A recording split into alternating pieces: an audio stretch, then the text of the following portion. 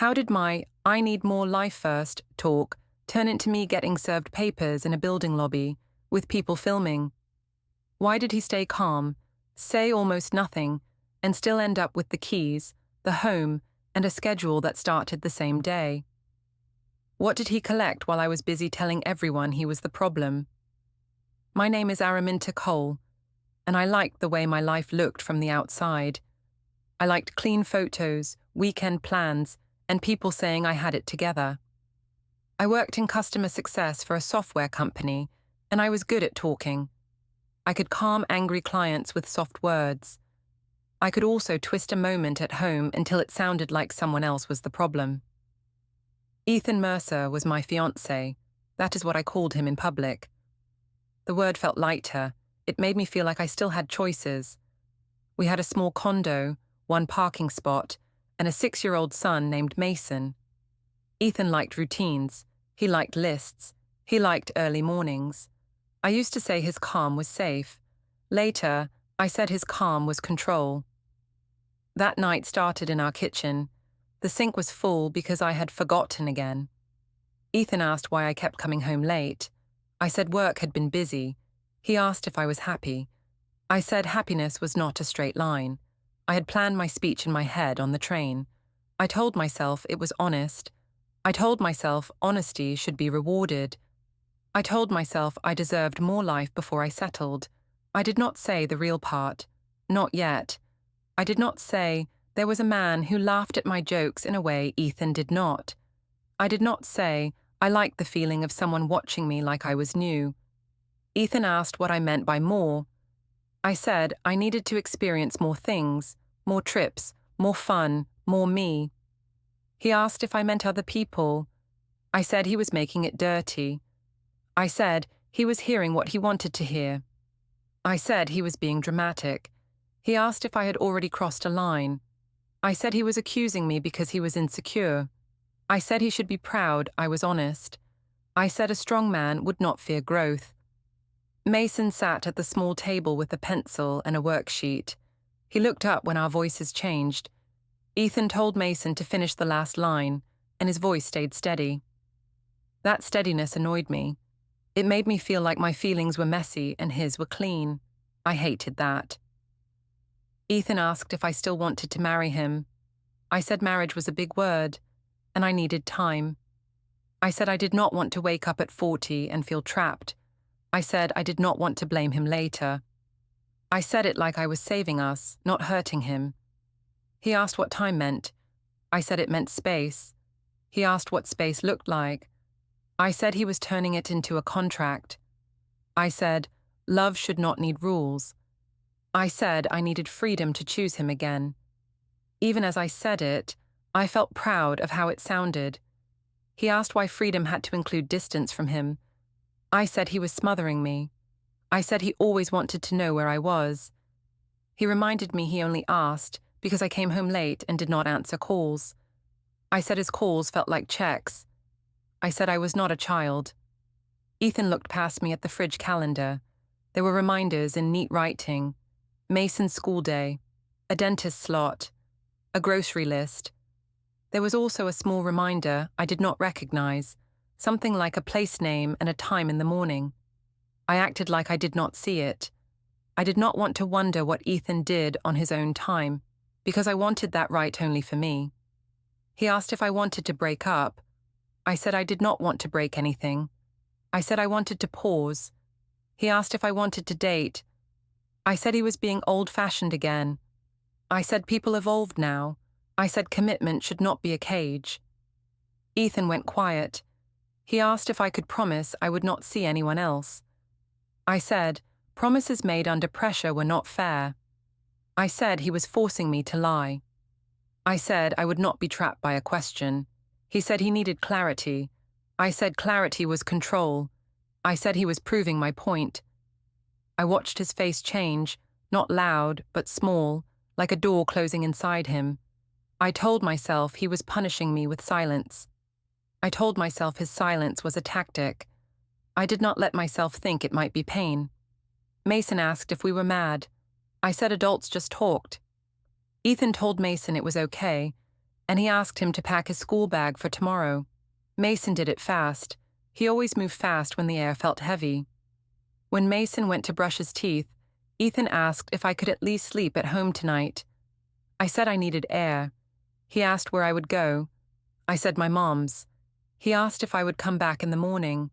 I said I did not know. I said I did not want to answer to a schedule. He said he was worried about Mason. I said Mason would be fine.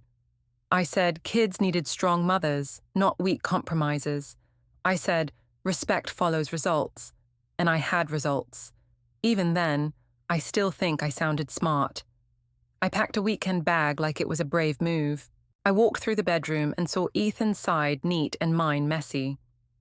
I noticed 2 mugs on the counter when I came back to the kitchen, one near the sink and one near the coffee machine, like a line between us. Ethan watched me zip the bag. He asked if I was really doing this. I said he was acting like I was leaving forever. I said he was trying to make me feel guilty. In the stairwell, I called my best friend Kayla. I told her Ethan was flipping out because I said I wanted to live more. Kayla asked if he was trying to control me. I said yes. I made my voice shake a little. Kayla said I should not let any man trap me. I agreed, and I felt lighter right away. Before we dive deeper into this story, I have one small request. Please subscribe, drop a like, comment, and hit that hype button to boost this channel so more people can discover these incredible stories. At my mum's place, Denise hugged me and asked what happened. I said Ethan punished me for being honest. I said he acted like he owned me. Denise said I should not beg. She said if he wanted to act cold, I should show him I could be colder. I took that as support. I did not call it what it was, which was permission. That night, Noah Klein sent a message. It was short and playful. He asked if I was free this weekend. I told myself I deserved it because Ethan had been mean. I told myself one message was not cheating.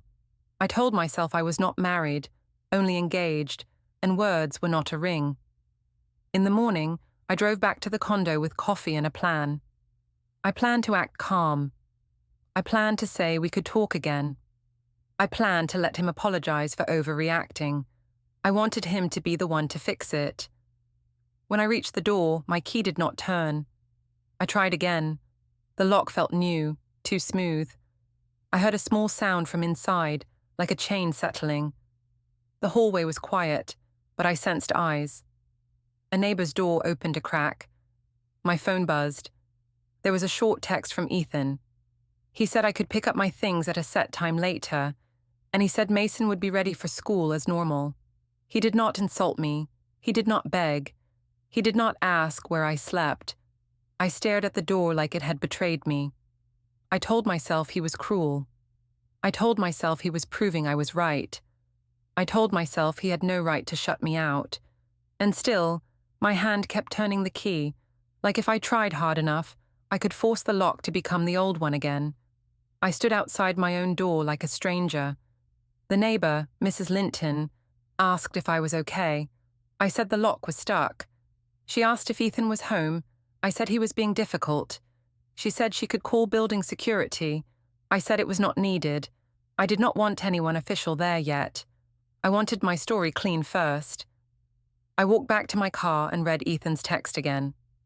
He said I could pick up my things at 6, and he said Mason would be ready for school at 8. He asked me to confirm by noon.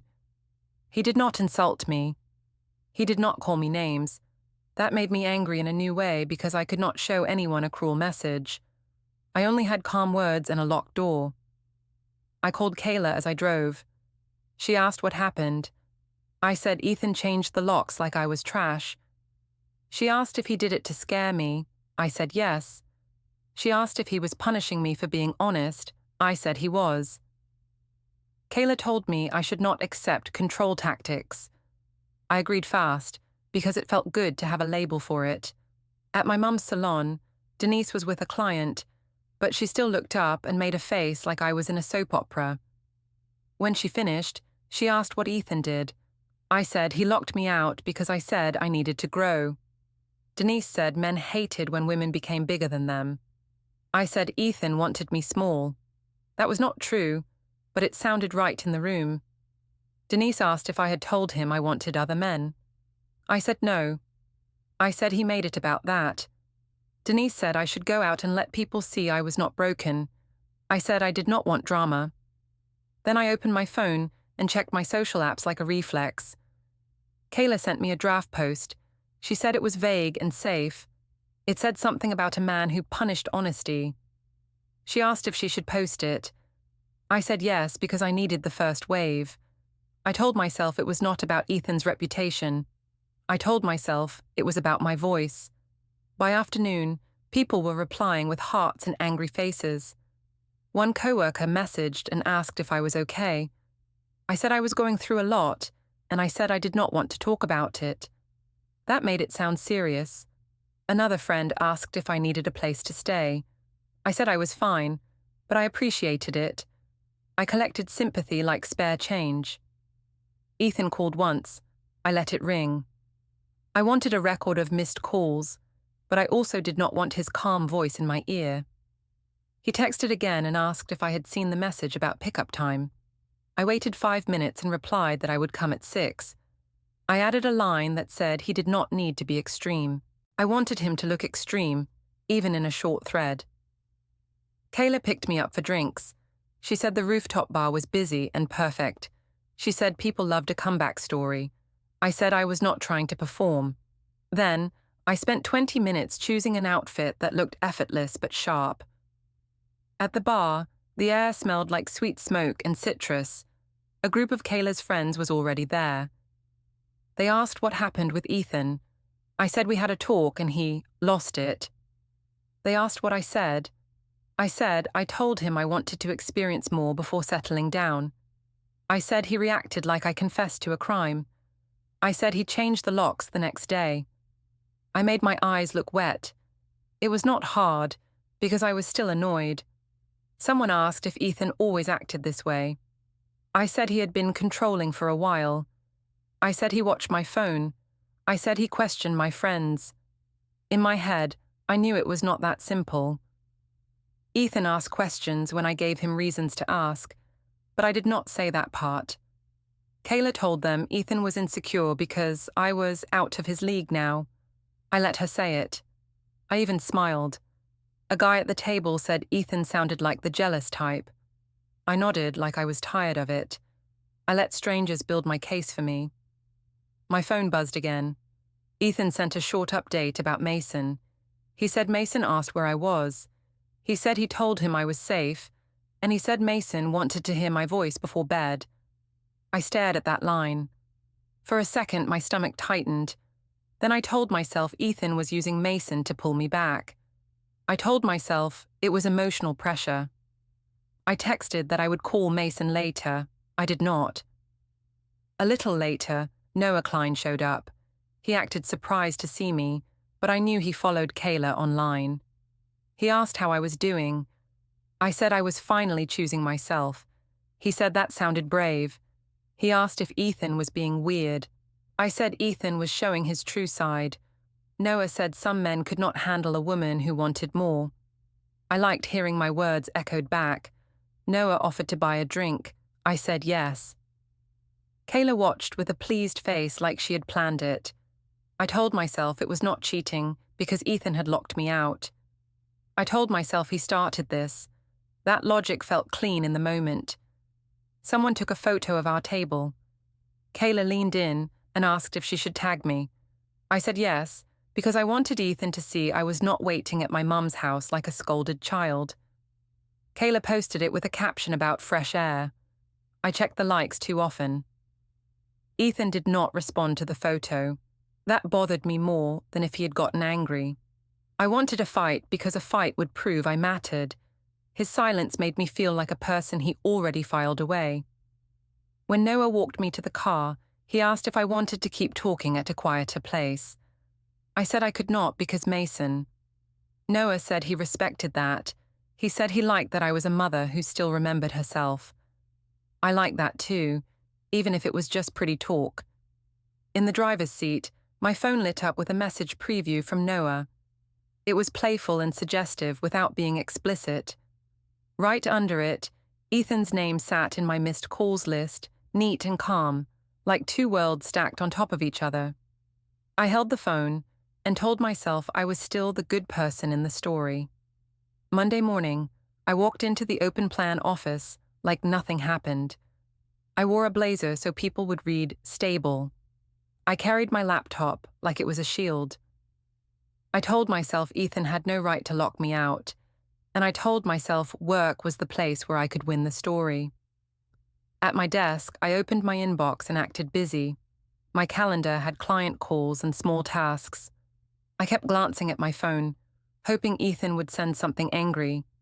He did not. He only sent a message about Mason's lunch and a reminder about pickup time. He wrote it like a robot. I told myself he was trying to look good on purpose. Kayla had already spread the news. I saw two co-workers watching me too closely. One of them asked if I was okay. I said I was dealing with relationship stress. She asked if Ethan was safe to be around. I said he was not violent, but he was controlling.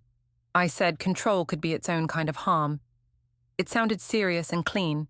It also made me feel powerful. My team lead, Dan, waved me into the break room. He asked if I could talk for a minute. I said yes. He asked if everything was fine, because my numbers were slipping and I had been stepping out a lot. I said I had family stuff. He asked if I needed time off. I said I did not want special treatment, just understanding. I said my fiancé was making things hard at home. Dan asked what that meant. I said Ethan changed the locks after a talk. I said it was sudden. Dan frowned like he wanted to help. I felt a small win. Back at my desk, I typed fast so nobody could say I was falling apart. At the same time, I kept replaying the kitchen talk. Ethan had asked if I wanted other people, and I had acted offended. I told myself I'd only asked for growth. I told myself he forced me into choices. I repeated that until it felt true. At lunch, I went down to the lobby and walked toward the parking garage. I told myself I needed air. The truth was that Noah had texted and asked if I was free for a quick coffee. I said yes before I thought. It was easier to say yes to Noah because he did not ask hard questions. He asked how my morning was. I said work was stressful. He asked if Ethan was still playing games. I said Ethan wanted to control my life. Noah said I deserved better. We sat in a quiet corner near a window. Noah asked what I wanted next. I said I wanted to feel chosen. He said he chose me now. I heard the words and let them land. I did not think about Mason's face at the restaurant table. I told myself adults were allowed to have needs. When I went back to the office, I swiped my badge and saw the time flash on the screen. I knew those logs existed, and I still walked in smiling. I told myself nobody checked those things unless someone made them. I told myself Ethan would never be that petty. I also told myself that if he did, it would prove he was the villain. Around 3, an email came from HR with the subject line, "Quick check-in." My full name was in the greeting. My throat went dry. I stared at the screen and tried to guess what this was about. I told myself it was routine. I told myself Kayla's post could not hurt me at work. Then I remembered I had replied to comments from my desk. I went to the HR room at 4. A woman named Marissa sat with a notepad. She asked how I was doing. I said I was fine, just under stress. She asked if I had shared personal issues in the workplace. I said I had not. She asked if I had posted about a private conflict during work hours. I said I did not think so. She said there were concerns about gossip and distraction. I said people were watching me because they love drama. Marissa asked if I felt unsafe at home. I said Ethan was not physical. I said he was emotionally controlling. I said he used the locks to punish me. Marissa asked if there were any police reports or restraining orders. I said no, because I did not want to escalate. I made myself sound responsible. Marissa asked if I could keep work and personal matters separate. I said yes. She asked if I needed employee support resources. I said I would consider it. I left the room with my head high, like I had passed a test. That evening, I went to pick up Mason from my mom's place. Denise asked how work was. I said HR was worried about me because Ethan was extreme. Denise asked if Ethan had been calling. I said he only sent cold messages about Mason. Denise said that was a tactic. I agreed because it matched my story. At the condo, Ethan met me in the lobby with Mason's backpack. He did not let me upstairs. He asked if I could keep the exchange short. I said he was treating me like a visitor. He said the schedule was for Mason's calm. I said he was hiding behind parenting to avoid accountability. He asked if I would stop posting about him. I said he wanted to silence me. He said he wanted privacy for Mason. I said Mason was fine. While he leaned down to adjust Mason's jacket, I noticed something small and odd. Ethan's keyring looked different. There was a new key on it, plain and clean. It caught the light like it was just cut. I asked what it was for. He said it was not my concern. I told myself it was proof he had secrets. I did not consider that I was the one building secrets into daily life. On the way to my mom's, Mason asked why I did not sleep at home anymore. I said Ethan and I were taking space. Mason asked if Ethan was mad at me. I said Ethan was confused. Mason said he missed the normal mornings. I said we would have normal again soon. I did not say what soon depended on. That night, I scrolled through my posts and watched the comments grow. Some people said I was brave. Some people asked what I did to make him change the locks. I ignored those. Noah texted and asked if I was okay. I said I was fine, just tired. Ethan did not text anything except a simple note about Mason's school project. I told myself Ethan was trying to look perfect, so I would look bad. I told myself he was planning something. Then I laughed at my own fear, because it sounded paranoid.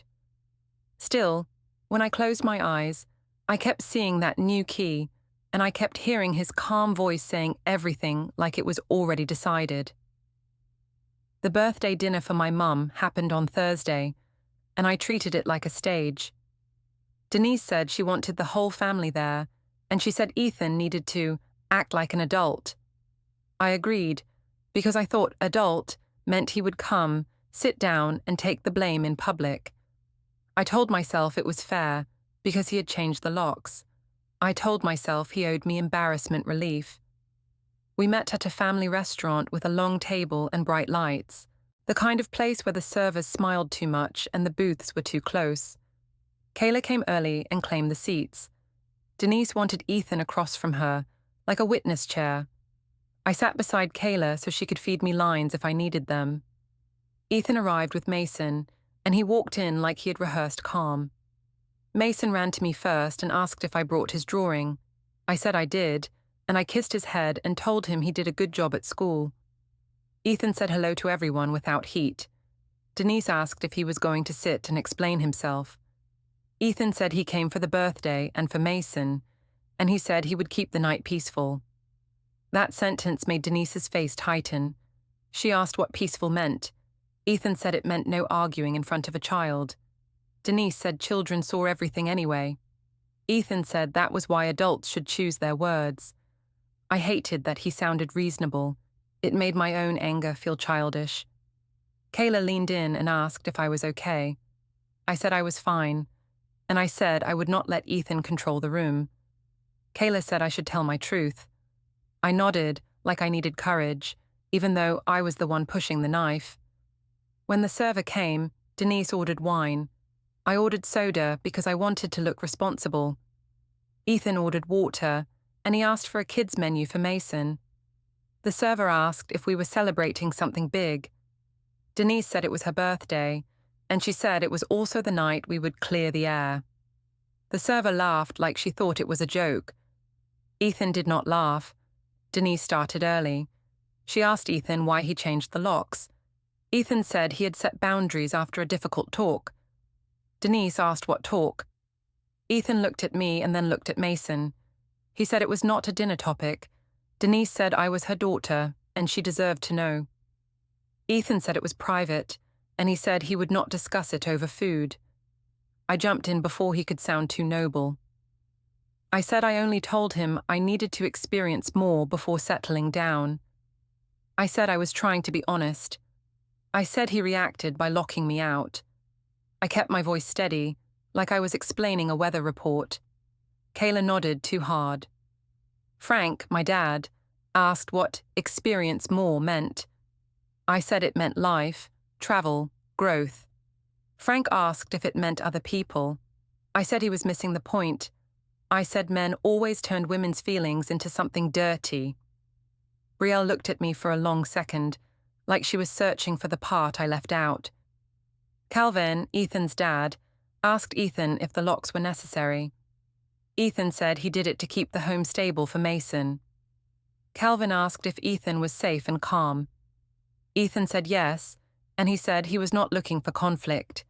Janet, Ethan's mum, asked if we could talk later in private. I said we had tried private, and I said Ethan only acted calm when witnesses were present. Ethan said he was calm because yelling never fixed anything. Denise leaned forward and said Ethan was cold. She said he used quiet like a weapon. Ethan said he did not want to punish anyone, and he said he wanted to protect routine. Denise said I had no routine because I was kicked out. Ethan said I chose to leave that night. I felt heat rise in my face. I said I left because he made it impossible to breathe. Ethan said I left before he raised his voice, and he said I packed a bag. I told myself he was rewriting history, even though he was not. I said he was twisting it. I said he always did that. Ethan asked what he twisted. I said he twisted my needs into insults. He asked if I could name a time. I said I did not need a court list to explain my feelings. Denise clapped once like I had made a point. The food arrived. Mason started eating fries and asked if we could go to the park after. I said yes, and I said we would see. Ethan said Mason had homework and needed sleep. I said Ethan was always strict. Ethan said school nights were school nights. Mason looked between us like he was watching a tennis match. That look made my stomach pinch. Halfway through dinner, Kayla brought out her phone and said she wanted a photo. Denise said yes, because she loved looking like a happy family online. I agreed, because I wanted a record of Ethan being present. Ethan said he would be in the photo for Denise and Mason, but he asked that we not post Mason publicly. Kayla said it was just family. Ethan said it was still privacy. I rolled my eyes and said he was controlling again. Ethan said it was a boundary, and he said boundaries were not control. Brielle asked me if I had been sleeping at Mum's every night. I said yes. She asked if I was seeing anyone else. I laughed and said she sounded like Ethan. Brielle said she just wanted the truth. I said truth was that Ethan overreacted. Brielle asked if I would show her the texts. I said I did not need to prove my pain with screenshots. Ethan said he had no problem showing messages if needed. That made my chest tighten again. Ethan's phone buzzed once on the table, face down. I saw the edge light up, and I caught a glimpse of a calendar banner. It said something like, meeting, personal, and a time in the morning. He flipped the phone over without rushing. I pretended I did not notice, but my mind grabbed it and shook it. I told myself he was meeting someone. I told myself he was hiding a new woman. It was easier to imagine him as a liar than to imagine him as a planner. Denise asked Ethan if he was dating already. Ethan said no, and he said the focus was Mason. Denise said that sounded fake. Ethan said she was free to believe what she wanted. Denise said he was acting like he had power. Ethan said power was not the goal, stability was. Kayla whispered that he was doing the calm act. I whispered back that we should push harder. So I pushed. I said Ethan changed the locks to scare me into obedience. I said it was emotional punishment. I said he wanted me to beg. Ethan looked at me and asked if I had begged. I said I did not beg because I had dignity. He said he respected dignity, and he said that was why he gave clear times for picking up items. Janet asked me, gently, if Mason had been sleeping well at my mum's. I said Mason was fine. Janet said she had noticed Mason waking up early and asking questions. I said kids asked questions, and it was normal. Ethan said Mason had asked why I did not come home, and he said Mason wanted both parents at school events. The room went quieter. I felt eyes on me. Mason looked up and asked why I did not sleep in my bed anymore. I told him I was taking a break. Mason asked if it was because he was bad. I told him no, never, and I hugged him too tight. Ethan told Mason it was not his fault, and he said both parents loved him. His voice stayed even, like he had practiced that line. That was the moment I understood something ugly. Ethan was not reacting like a man in a messy fight. He was reacting like a man who already picked his lane. I smelled a faint toner scent when he leaned forward to wipe a bit of ketchup from Mason's hand, like he had been near a printer recently. I hated that my brain noticed details, because details made me fear structure. When the check came, Ethan paid his part and Denise's part without discussion. Denise looked offended, like she wanted to refuse, but she did not. Ethan stood and said he would take Mason home. Denise said Mason could sleep at her place. Ethan said Mason needed his own bed tonight. Denise said Ethan was selfish. Ethan said selfish was forcing a child to choose sides. As Ethan helped Mason into his jacket, he took out his phone and held it low, like he was checking the time. The screen reflected in the spoon near his plate for half a second, and I saw a clean list layout, like a spreadsheet grid, no title, just lines and numbers. He put it away right after. I told myself it was nothing. I told myself he was just being a neat person. Still, as they walked out, Ethan looked back once. He did not glare. He did not threaten. He only looked at me like he was counting the distance between who I was and what I kept claiming to be. The next week, I started living like a guest in my own life. I worked all day, slept at my mom's, and drove past the condo like it was a place I used to know. I told people I was choosing myself. I also checked Ethan's silence like it was a scoreboard. He still did not yell. He still did not beg. That calm felt like a wall, and I hated walls. On Wednesday, I went to the school pickup line early. I told myself it was for Mason. The truth was that I wanted an audience. I wanted other parents to see me as the worried mother, and Ethan as the cold man with rules. Ethan arrived on time, parked cleanly, and waited. When Mason walked out, Ethan waved and smiled like nothing was broken. Mason ran to him first, then looked around for me. I stepped forward and said hello. Ethan nodded and asked if we could keep it simple today. I said he always wanted it simple because simple hid his guilt. He said he did not want a scene at a school. I raised my voice just enough for nearby parents to notice. I said he had changed the locks and acted like it was normal. Ethan said we had agreed on pickup times, and he said we should talk later. I said he was dodging. He said he was protecting Mason. I said he used Mason as a shield. Ethan said that was not fair, and his tone stayed even. One mom glanced over. I felt a small rush. I leaned into it.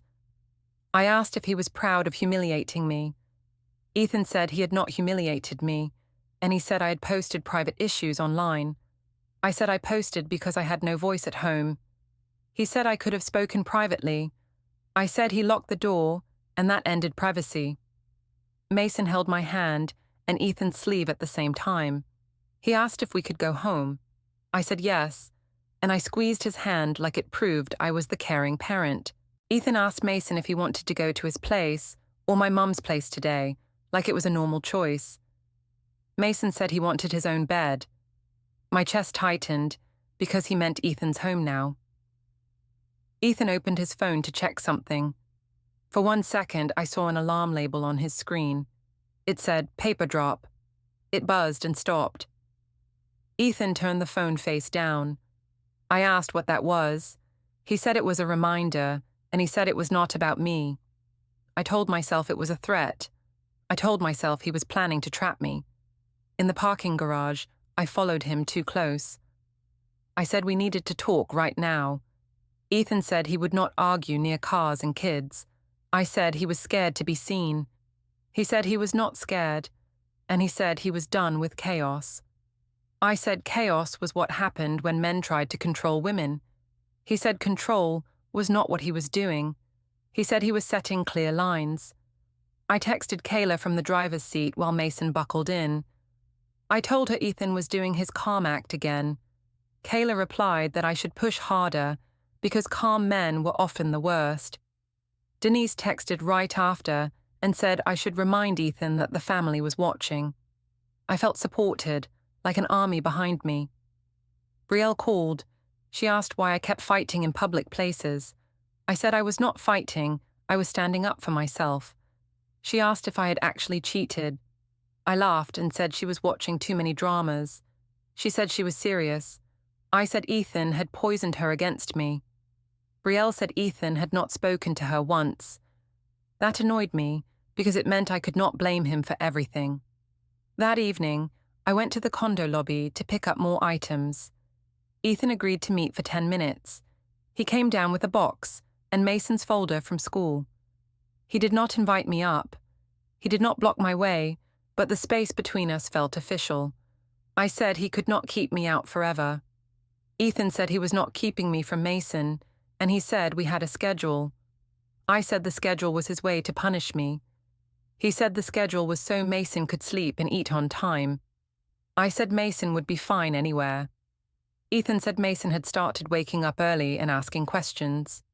He said Mason needed less change, not more. I tried a softer voice, like I was the injured one. I said I missed my home. Ethan asked what I missed. I said I missed us. He asked if I missed us or if I missed the comfort. I told him he was cruel for asking that. He said he was tired of unclear words.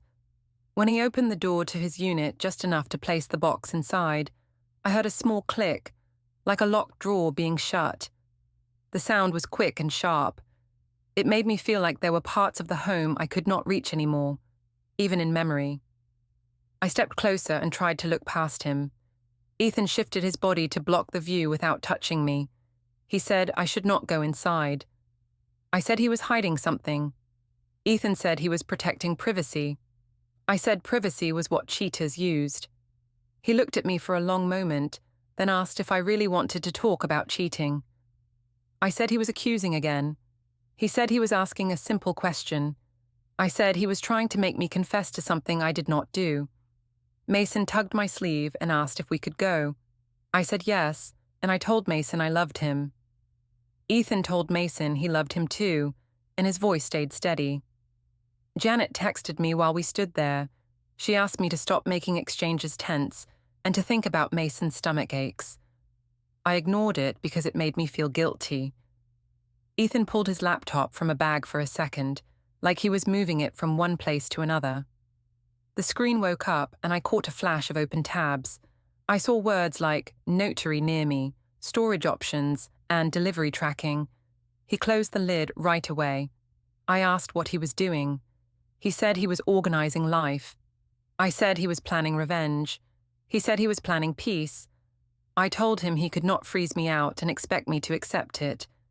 Ethan said he was not freezing me out, and he said I was free to make choices, but I was not free from consequences. I said he sounded like a robot again. He said he was calm on purpose because fights fed lies. I took a breath and tried one last push. I said he needed to fix this today, and I said he needed to let me come home, and I said he needed to stop acting like the victim. Ethan looked at me like he had reached the end of a long line. He said he would not argue anymore, and he said he would handle it properly. I walked into the office tower lobby with my badge in my hand. A man in a suit asked if I was Araminta Cole. I said yes. He said he had legal papers for me, and he placed them in my hands. My manager stepped out of the elevator and asked what was going on. I said it was personal. I read the first page and saw petition and temporary orders. It said Ethan had exclusive use of the condo and a parenting schedule effective today. The server said exchanges must happen at a neutral spot. My knees went weak.